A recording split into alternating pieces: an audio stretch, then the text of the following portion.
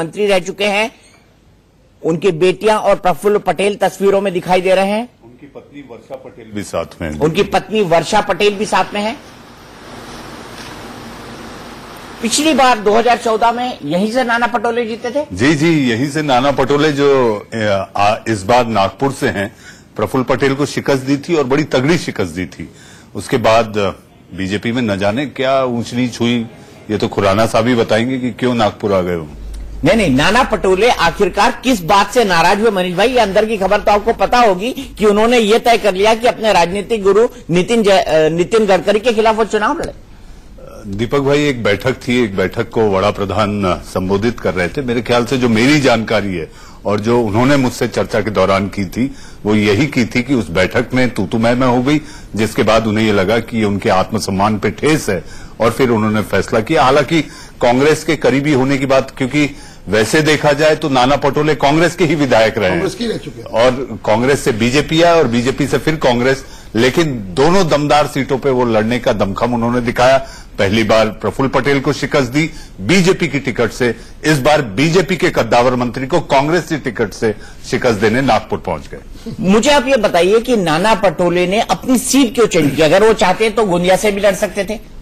देखिए, कांग्रेस ये चाहती थी, नाना पटोले को जो कांग्रेस में जिम्मेदारी दी गई वो किसान मोर्चा की दी गई और नागपुर विदर्भ का आप ये समझिए कि राजधानी, और राजधानी के साथ साथ देश का दिल नागपुर है, 0 माइल है, और वहां पर ऐसे कद्दावर नेता के खिलाफ एक ऐसे नेता को लड़ाना कांग्रेस के लिए नागपुर में जो गुटबाजी है दीपक भाई, उसके तहत कोई ऐसा चेहरा नहीं था जो कि नितिन गडकरी के सामने खड़ा किया जा सकता था। तो कांग्रेस के लिए भी एक दिक्कत थी कि चेहरे का अभाव था और नाना चूंकि किसान मोर्चा के अध्यक्ष हैं, तो उनको ये लगा कि नागपुर, चूंकि गोंदिया नागपुर के बीच की जो दूरी है वो केवल 80 से 90 किलोमीटर के बीच की है, तो नागपुर वो आते जाते भी रहे, कांग्रेस से उनका जुड़ाव रहा। और नागपुर में जो जातीय समीकरण है, सबसे महत्वपूर्ण बात जो कांग्रेस ने देखी, नागपुर में जो जातीय समीकरण है वो समीकरण है कुनबी का, जिससे कि नाना पटोले बिलोंग करते हैं। जिस कुनबे से वो कुनबे से आते हैं, वो वहां पर लगभग 5 लाख वोट है और ये 5 लाख वोट पर कांग्रेस की नजर थी। और एक साथ आप ये देखिए, बिल्ली के भाग से चीका टूटा, कांग्रेस को भी जरूरत थी और नाना को भी थी। और बात यह है कि घर का बेदी लंका ढाए, तो वो बीजेपी में 3 साल रहे, तो उनको ये भी मालूम है कि बीजेपी के अंदर क्या चल रहा था, तो उन नीतियों को लेकर भी वो वहां पर पहुंचे हैं। मुझे ऐसा लगता है कि जो मुकाबला है वो दिलचस्प है। लेकिन मैं मनीष भाई थोड़ा सा डिसएग्री करूंगा इस बात को लेकर, क्योंकि पिछले 5 सालों में काफी पानी बह चुका है।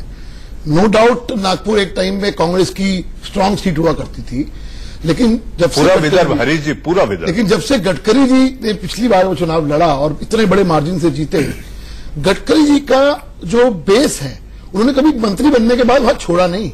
वो वहां तमाम तरीके से जिस प्रकार से काम हुए नागपुर के अंदर, आप भी इस बात से डिसएग्री नहीं करोगे कि जितना काम पिछले 5 सालों के अंदर नागपुर के अंदर हुए, चाहे वो मेट्रो हो, चाहे तमाम तरह के प्रोजेक्ट्स हो, उतना पहले कभी भी नागपुर में नहीं हुआ। तो मुझे लगता है कि इस बार जो आप बात कर रहे हो, किसानों की आप बात कर रहे हो, या मुस्लिम तादाद वहां बहुत सारी है, इस बार देखिए वहां पे एक फैक्टर चल रहा है हरीश जी, दीपक भाई, एक इंपॉर्टेंट जो नाम नागपुर में इन दिनों चल रहा है वो डीएमके का मतलब है दलित, मुस्लिम और कुनबी। ये तीनों अगर साथ आ जाते हैं तो मुकाबला रोचक, दिलचस्प और महत्वपूर्ण हो जाता है। मेरा वही कहना है मनीष भाई कि इस बार जब लोग विकास के नाम पे वोट देने वाले हैं, इस बार जातियों के नाम पे वोट नहीं मिलने वाले। मैं आपको जो मुझे नागपुर की हम लोग जो पीछे जो रिपोर्ट है, आप तो मनीष जी बहुत डेप्थ से जानते हैं नागपुर को। नागपुर के अंदर जितना 5 सालों में काम हुआ उतना पहले कभी भी नहीं हुआ। ठीक है, तो मुझे लगता है कि गडकरी जी की ये सेफ सीट है और बहुत अच्छे मार्जिन से वो जीतेंगे। तो चुनाव का परिणाम क्या होगा ये हमको 23 मई को पता लगेगा, लेकिन आज शाम तक इन तमाम 91 सीट्स पे जितने भी कैंडिडेट हैं उनकी किस्मत ईवीएम के अंदर कैद हो जाएगी। हम एक ब्रेक के लिए रुकेंगे और ब्रेक के बाद जब वापस लौटेंगे तो आपको विजयवाड़ा और नागपुर लिए चलेंगे और बताएंगे वहां के, और पुलकित नगर गाजियाबाद से, जहां पर जनरल वीके सिंह फिर से एक बार चुनाव में खड़े हुए हैं और उम्मीद कर रहे हैं कि जनता गाजियाबाद की इस बार भी उन्हें ही पसंद करेंगी। जयप्रकाश, सबसे पहले आपके पास आंध्र प्रदेश में इस बार किनके बीच आपको सीधा मुकाबला दिखाई दे रहा है विजयवाड़ा में? दीपक जी, जब तक ये आंध्रा इलेक्शन में ट्रायंगुलर फाइट बोल सकते हैं, एक तरफा है चंद्रबाबू नायडू जिसका रिवाइवल होना चाहिए, पॉलिटिकल रिवाइवल होना चाहिए, वो है जगन रेड्डी, और तीसरा है एक्स फैक्टर जो बोलते हैं वो है पवन कल्याण जनसेना का। अगर जनसेना ने 20 से 30 सीट ले ली तो ये काफी इंटरेस्टिंग फाइट हो जाता है, क्योंकि without Janasena no one can form the government. So वैसे सिचुएशन क्रिएट हो जाती है। लेकिन जब भी हम पूरा कैंपेन देख रहे थे जगन के, लाखों के तादाद में लोग उनका स्वागत किया पूरा आंध्रा में। अगर ये फ्रेंजी जो है वोट कन्वर्ट होता है तो जगन ये इलेक्शन स्वीप कर लेंगे। लेकिन मैच्योर वोटर हैं आंध्रा के। मैंने बहुत सारे लोगों से बात किया और उनका चुनावी मुद्दा है special category status for Andhra Pradesh. जो कोई सेंटर में आएगा वो स्पेशल कैटेगरी स्टेटस देगा, उसी को हम सपोर्ट करेंगे। तो ये नेशनल पार्टीज को नहीं सपोर्ट कर रहे हैं, ये रीजनल पार्टीज को सपोर्ट कर रहे हैं। रीजनल में भी ये लोग जिसके पास कैपेसिटी है वो स्पेशल कैटेगरी स्टेटस आंध्रा को दिलाए, उनके तरफा ये वोट जा रहा है। और आंध्रा इलेक्टोरेट के मेन मुद्दा है funds and development of Andhra Pradesh, and चुनावी मुद्दा स्पेशल कैटेगरी स्टेटस ही बन चुका है। तो एक जयप्रकाश से हमारा संपर्क टूट रहा है, कुछ तकनीकी दिक्कत है। हम सीधे चलते हैं पुलकित के पास गाजियाबाद में। पुलकित गाजियाबाद से हमारे पास जुड़े हुए हैं। जयप्रकाश, मैं फिर से आपके पास आने की कोशिश करूंगा। एक बार फिर से हम ग्राउंड सिचुएशन आंध्र प्रदेश की समझने की कोशिश करेंगे। पुलकित, गाजियाबाद में इस वक्त क्या दिखाई दे रहा है? आप जनरल वीके सिंह से मिले थे जब वो एक मंदिर से निकल रहे थे, अब पूरे मूड में दिखाई दे रहे थे, अच्छे मूड में थे और ये कह रहे थे कि इस बार भी उन्हें हराना वहां पर काफी मुश्किल है। लेकिन महागठबंधन के सामने आने के बाद जिस तरह की अर्बन सीट है, ठीक दिल्ली की तरह का नेचर है, कुछ गांव हालांकि गाजियाबाद में, किस तरह का असर दिखाई दे रहा है आपको चुनाव में महागठबंधन के आने के बाद? देखिए दीपक जी, अगर आप दोबारा देखें इतिहास गाजियाबाद का तो 1991 के बाद से लगातार ये बीजेपी के पास रही है, अगर बीच में 5 सालों को छोड़ते हैं। और यही वजह है कि वो जो दोस्त था वो बीजेपी के प्रत्याशी है जनरल वीके सिंह, उनके चेहरे पर दिखाई दे रहा था। आपके लिए गाजियाबाद के अंदर मुख्य मुद्दे क्या होंगे? क्योंकि गाजियाबाद विकास, टाइम की खबरें भी यहाँ से बहुत आती हैं, सुरक्षा का इशू बहुत बड़ा है यहाँ के लिए। आप लोग जब वोट डालेंगे क्या इशू होगा? देखिए, सबसे पहले तो मैं आप सब लोगों का धन्यवाद करना चाहूंगा, क्योंकि मीडिया एक ऐसा चैनल है, एक ऐसा माध्यम है जो आम पब्लिक की बात को जो ना ऊपर तक लेके जाता है। तो क्या होंगे वो सब मैं अभी आपको डिस्क्राइब करता हूँ। आज की डेट में मैं अगर I am 40+ years old person, मैं अगर देखता हूँ सबसे पहले विकास को अगर मैं देखता हूँ तो आज की डेट में जो विकास हो रहा है इससे पहले मैंने इस तरह का कहीं नहीं देखा है। आज की डेट में सफाई आप देख लीजिए, घर घर में सफाई, जन जन में सफाई, और पूरे आप कहीं भी किसी भी जगह देखिए हर रास्ता तो इन चुनाव में पहली बार वोट डालने वाले वोटर भी बेहद महत्वपूर्ण हैं। जिसको इनका वोट मिलेगा वो जीत की तरफ 2 कदम और आगे बढ़ जाएगा। ऐसे ही एक फर्स्ट टाइम वोटर से बात की गया में हमारे सहयोगी राकेश कुमार सिंह ने। हमारे साथ कुछ युवा चेहरे हैं जो कि पहली बार जो हैं ये मतदान कर रही हैं। आप पहली बार आपने मतदान किया? जी। क्या जेहन में क्या बातें थी जिनके आधार पर आपने अपने मत का प्रयोग किया? ये हमारा एक तरह से नेशनल फेस्टिवल है, तो यहाँ पर तो वोट देना ही था, अपने राइट्स को एक्सरसाइज करना था, और खास तौर पर हमारा सेकुलर कंट्री है तो सेकुलरिज्म को ध्यान में रखते हुए वोट करना था। आप बताइए, आप बहुत खुश थी अपने वोट देने के बाद, अपने मत का प्रयोग करने के बाद? क्या ऑब्वियसली अपने राइट को एक्सरसाइज करना था, तो आज बहुत अच्छा लगा कि खुद से जाके सेलेक्ट किए, खुद से चुना जाके, खुद से किसी को अपना ओपिनियन रखेंगे आज खुद से जाके, तो बहुत अच्छा लगा।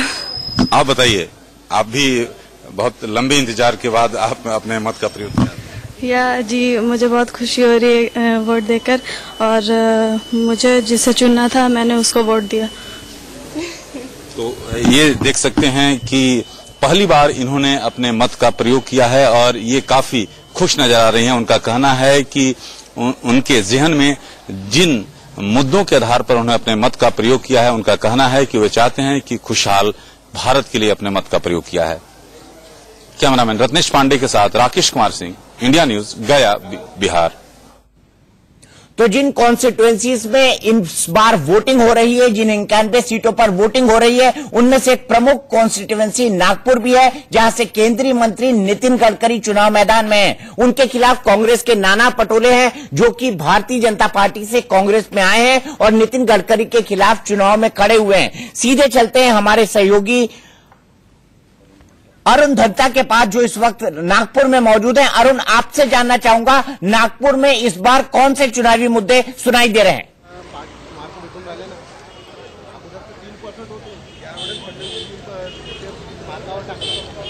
देखिए दीपक जी, अब थोड़ा सा यहाँ पर जो है वो हम वहाँ पर हैं जहाँ पर नितिन गडकरी अब से आधे घंटे में अपना वोट देने आएंगे और अब थोड़ा सा वोटर्स भी यहाँ पर जो है वो बड़ी संख्या में आना शुरू हो गए हैं। कुछ लोग भी हमारे साथ यहाँ पर मौजूद है, उन्हीं से बात कर लेते हैं।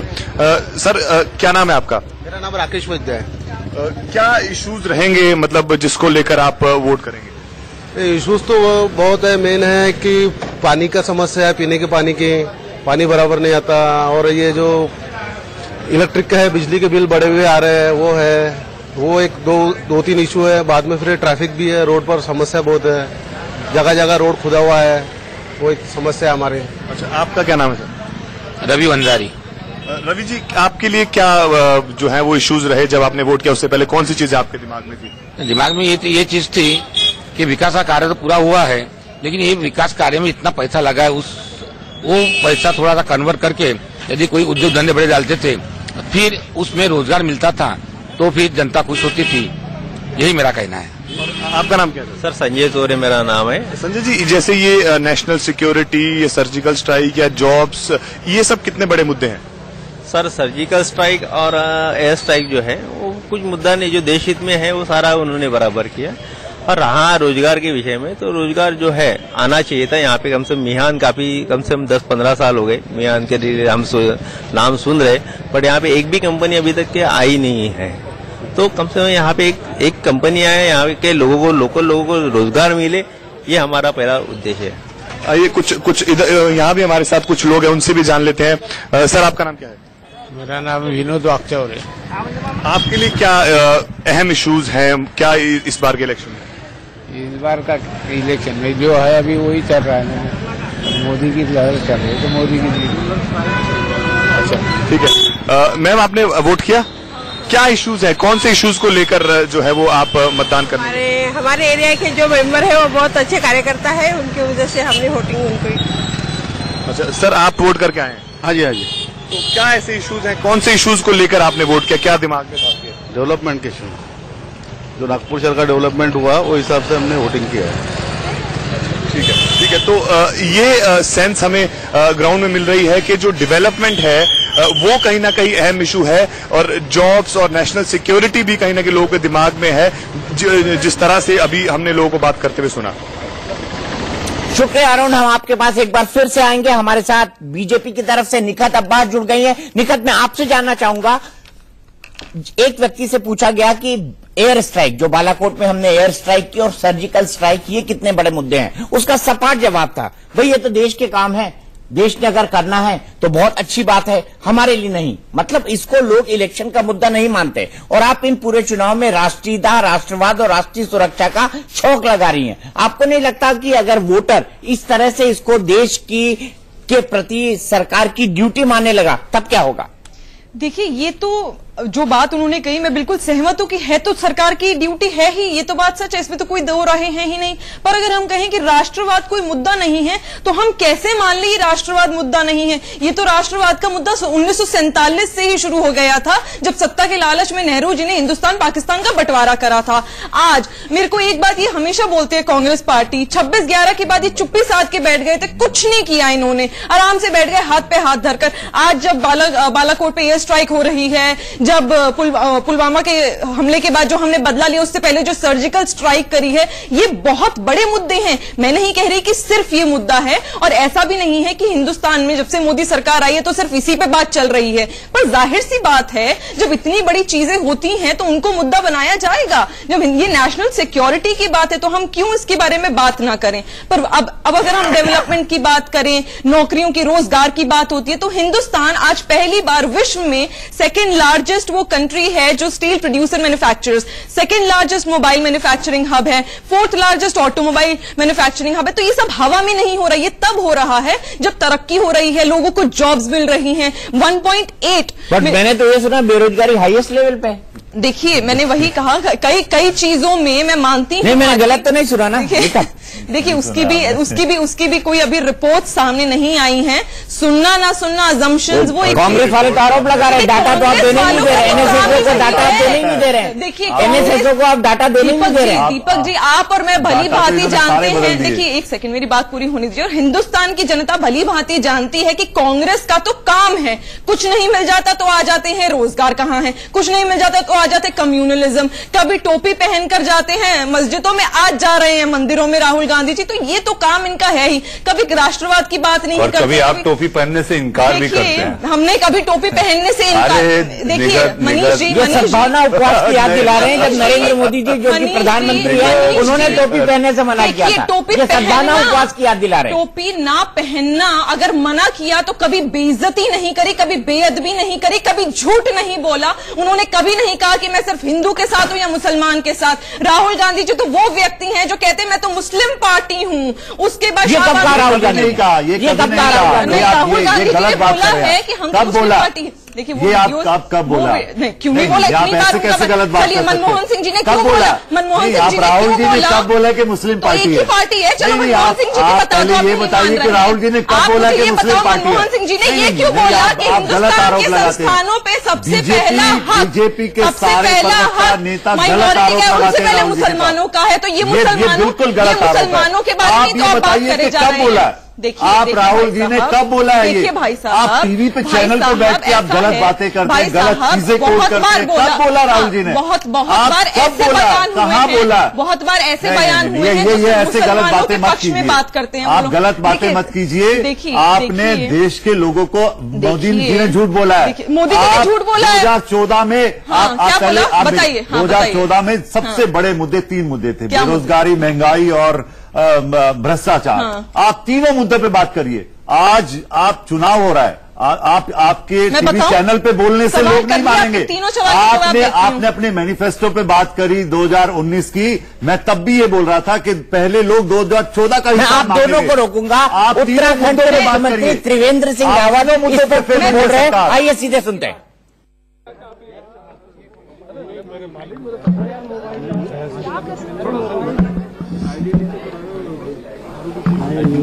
और अभी तक सभी जगह बड़ी शांतिपूर्वक मतदान हो रहा है और ऐसा विश्वास है कि उत्तराखंड में पूर्ण शांति के साथ लोग निर्भय होकर के मतदान कर सकेंगे। और मैं तमाम जो मतदाता जिन्होंने भी मतदान नहीं किया है उनसे भी ये अपील करूंगा कि वो मतदान करने अवश्य जाएं, अपने मत का सदुपयोग करें और देश की मजबूती के लिए वोट डालें। देखिए, हमारा स्टैंड क्लियर है और उत्तराखंड की जनता का मन भी साफ है कि उत्तराखंड से एक बार 2014 को पुनः दोहराना चाहती है। सर, अभी यहाँ पर देखा जो आपका पोलिंग सेंटर है, यहाँ पे बुजुर्ग बहुत ज्यादा थे लेकिन युवा बहुत कम है। क्या युवाओं को भी, क्योंकि युवा ज्यादातर थोड़ा इनसे दूर रहता है, संडे मनाने की कोशिश करता है? नहीं, ऐसा नहीं है। मुझे लगता है कि सुबह की जो टीम है वो घूमने वाली टीम होती है और रिटायर्ड लोग हैं, डिफेंस कॉलोनी है यहाँ पर, तो सभी सेवानिवृत्त लोग ही यहाँ पर मुझे लगता है कि 90% हैं। और इसलिए इस बूथ पर अगर ऐसा दिखाई दे रहा है तो स्वाभाविक है। लेकिन अन्य जगह अगर आप जाके देखेंगे तो वहां आपको युवा मिलेंगे। मैं युवाओं से कहूंगा कि जरूर मतदान करें, उनको मतदान करना चाहिए और युवाओं को देश के लोकतंत्र को मजबूत करने के लिए अपना वोट डालना चाहिए।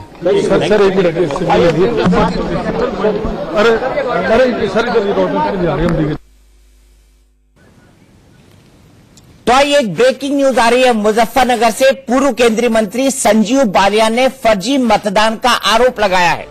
बूथ पर महिला कांस्टेबल न होने का आरोप उन्होंने लगाया है। उनका कहना है कि बुर्का पहनकर कौन आ रहा है ये पता नहीं चल रहा। गया तो मैंने देखा एक तो बहुत अच्छी तरह से चेहरे चेक नहीं किए जा रहे हैं। अगर बुर्के में कोई आता है तो 4 बार आए 5 बार, आप चेहरा चेक कैसे करें? चेहरा चेक करने आप वोट कैसे डालवा सकते हैं? महिला कांस्टेबल बिल्कुल नहीं थी। 25 बूथ 26 बूथ है गांव में, सूजडू गांव में, एक भी महिला कांस्टेबल की ड्यूटी नहीं। महिला कांस्टेबल किस काम के लिए है अगर वहां नहीं लगाएंगे? अगर महिलाओं की इतनी लंबी लाइन है, अंदर कुछ पोलिंग पार्टी में महिला ही नहीं थी तो पुरुष चेक करेंगे? इस देश में ऐसा नहीं हो सकता कि चेहरे के बिना आप वोट डालने दें। पुरुष पीठासीन अधिकारी कहते हैं कि हमारे पास महिला कर्मचारी नहीं है इसलिए हम चेहरा कैसे देखें। तो संजीव बालियान आरोप लगाते हुए कि बुरखे में कौन आ रहा है ये पता नहीं चल रहा है और इसकी जांच करने के लिए महिला कांस्टेबल बूथ पर नहीं है। तो इसी तरह के आरोप और प्रत्यारोप दिन भर लगते रहेंगे। मतदान के दौरान हम आपको पल पल की अपडेट देंगे, लेकिन फिलहाल लेते हैं एक छोटा सा ब्रेक। अपना वोट डाला है, उन्होंने क्या कहा वोट डालने के बाद, आइए सुनते हैं। मुद्दों की बात तो खैर पूरे चुनाव के समय में रही है, लेकिन आज मैं बात करना चाहूंगी कि कैसे सब चीजों को दरकिनार करते हुए आज हम देख सकते हैं कि कितनी भारी संख्या में सभी लोग यहाँ पर पहुंचे हैं मतदान के लिए और कहीं ना कहीं सभी लोगों ने मन बना लिया है कि मोदी जी दोबारा चाहिए, बीजेपी सरकार दोबारा चाहिए। तो देखकर बहुत अच्छा लग रहा है और जैसा लोकतंत्र का एक त्योहार आज सब लोग मना रहे हैं, बहुत खुशी है इस बात की। और मुजफ्फरनगर से बीजेपी कैंडिडेट और पूर्व केंद्रीय मंत्री संजीव बालियान से बात की हमारे सहयोगी यतेंद्र शर्मा ने। मेरे साथ हैं बीजेपी सांसद संजीव बालियान जी। डॉक्टर साहब, आपने वोट डाल दिया है यहाँ पर? जी डाल दिया सर। क्या उम्मीद है आपको, क्योंकि आप शिकायत भी कर आए हैं यहाँ पर? पूरी उम्मीद है, 100% उम्मीद है। मुजफ्फरनगर की जनता अपने सांसद के रूप में दोबारा संजीव बालियान को चुनेगी, नरेंद्र मोदी को प्रधानमंत्री बनाएगी। पोलिंग बूथ पर कई कमियां नजर आई आपको जिनकी वजह से शिकायत कर? एक सूजड़ू गांव है, पिछले लोकसभा चुनाव में वहां 16 बूथ होते थे। 2014 में 16 बूथ, 2019 में 25 बूथ हो गए 16 के। इसीलिए जनसंख्या नियंत्रण कानून लाना चाहता हूं दोस्त मैं। वहां पे महिलाएं लाइन में है बुर्के में पहने, कोई बुर्के में वोटों से मैच नहीं कर रहा। मेरे पोलिंग एजेंट वहां है नहीं। एक बार डाल दो, 2 बार डाल दो, 4 बार डाल दो, चूंकि हर व्यक्ति को मैच करने के लिए आईडी आवश्यक है, जो नियम का वहां पालन नहीं हो रहा। एक महिला मुझे अंदर मिली, वोट डाल दी, उसके बाद कहा जाता है सिग्नेचर कर दीजिए। अफरा तफरी का माहौल था, महिला कांस्टेबल नहीं थी, कुछ बूथों पर महिला कर्मी नहीं थी। अगर पुरुषकर्मी भी है तो चेहरा देखना चाहिए। बुर्के वाली महिलाओं की जांच होनी चाहिए निश्चित रूप से। हर बुर्के में क्या आता है क्या पता क्या है? बुर्के में पुरुष डाल गया तो बुर्का तो एक ऐसी चीज है, महिला पुरुष सबका भी कुछ पता लगता, तो चेक होने चाहिए। बड़ा मुश्किल चेक होना चाहिए, एक एक वोट देखकर डलना चाहिए मेरे। अब जनसंख्या नियंत्रण की बात कर रहे हैं, लेकिन जो बीजेपी का संकल्प पत्र है उसमें इस तरह का कोई संकल्प नहीं है। संजीव बालियान की राय मुजफ्फरनगर की जनता के आधार पर बनती है। संकल्प भारतीय जनता पार्टी का है, मैं भारतीय जनता पार्टी ने उम्मीदवार, लेकिन मेरी निजी राय है मैं देश को बचाने के लिए जनसंख्या नियंत्रण कानून पर काम करूंगा। मुझे 16 से 25 बूथ नहीं बनवाने 5 साल में साहब। आप कहां जाएंगे? अगली पीढ़ी को भी कुछ देकर जाइए। यहाँ क्या होगा आप हालात समझ सकते हैं। और आइए देखते हैं कितने उत्साह से लोग मतदान में भाग ले रहे हैं और अभी तक का मतदान का प्रतिशत कितना है। तो पहले चरण में 91 सीटों पर इस वक्त वोटिंग चल रही है। 20 राज्य और केंद्र शासित प्रदेशों का यह मामला है। मेरठ में 16% वोटिंग अभी तक हो चुकी है, अच्छा परसेंटेज। गाजियाबाद में 9 बजे तक 12% मतदान हो चुका है, इसे भी अच्छा माना जाएगा। गौतम बुद्ध नगर में 15% मतदान हो चुका है। यहां से केंद्रीय मंत्री महेश शर्मा बीजेपी के कैंडिडेट है। पहले चरण की 91 सीटों की वोटिंग का यह हाल है। तो मेरठ, गौतम बुद्ध नगर और गाजियाबाद 3 जगहों के वोटिंग परसेंटेज हमने आपको बताए।